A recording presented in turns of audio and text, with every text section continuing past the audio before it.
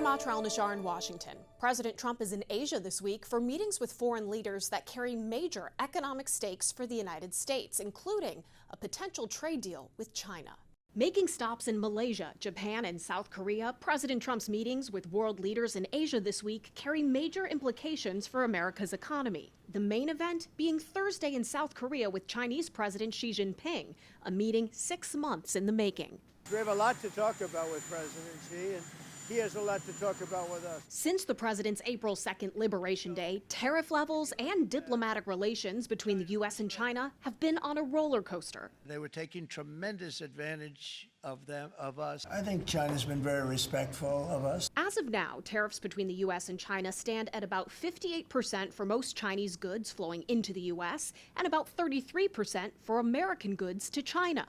It was all headed for a cliff after China announced export controls on its coveted rare earth minerals, and President Trump responded with a threat to impose another 100% tariff on Chinese goods if China didn't change course. I believe we've reached a very substantial framework that will avoid that. Treasury Secretary Scott Bessent announcing over the weekend he and his Chinese counterpart have agreed on a foundation for a U.S.-China trade deal. I'm also anticipating that we will get some kind of a deferral on the rare earth export controls. Bessent says President Trump's 100% tariff threat is effectively off the table.